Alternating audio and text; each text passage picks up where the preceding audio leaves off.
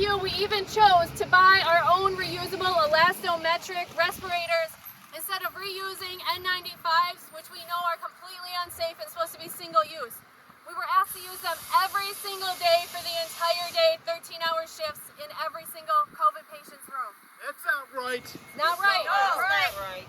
There's a serious lack of common sense when it came to storing our personal protective equipment. As we all know, ECMC's entire supply of personal protective equipment was burned up in a warehouse that they shared with other hospitals. This can never happen again. It needs to be stored in more than one place, and there needs to be transparency reports that provide and show that the employer is getting these supplies. We cannot ever rely on them and believe their word. There needs to be a minimum of a 90-day supply, not a 30, not a 60, a minimum of a 90-day supply. Since I've been in the medical ICU, many of my professionals have left the profession entirely or have moved to somewhere else.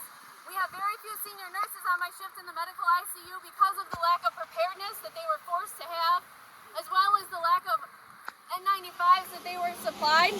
We had a lack of resources, and we were asked to do several jobs and additional duties with a lack of staff compared to what we normally would have. We need incentives to stay. If we are being asked to do more with less, we need incentives, not just for ourselves, but for new nurses to be able to come in. We need to have competitive wages compared to other hospitals.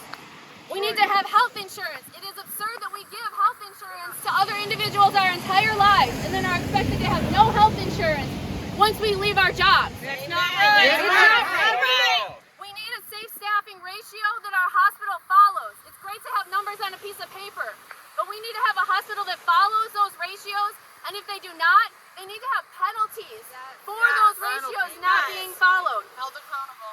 We are here to support our community. With more nurses, you will have better care. But along with those community services that are provided, they need to have COVID diagnostic testing. They need to have COVID vaccines and boosters provided free of charge. That's right. They need to have the monkeypox vaccine provided free of charge, flu vaccines provided free of charge, and any other vaccines for any other pandemics that may come about. We are here to support our community. And the amount of money that you make should not determine the amount of health care that you are providing.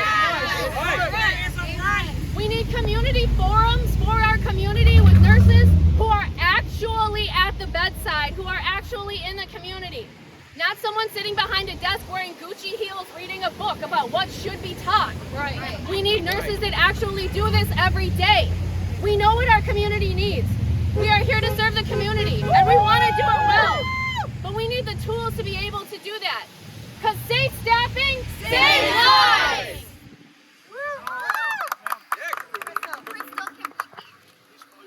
Oh, Knihinicki.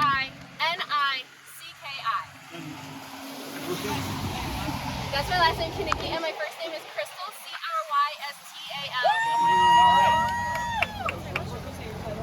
I'm an RN that works in the medical ICU here at ECMC. Thank you.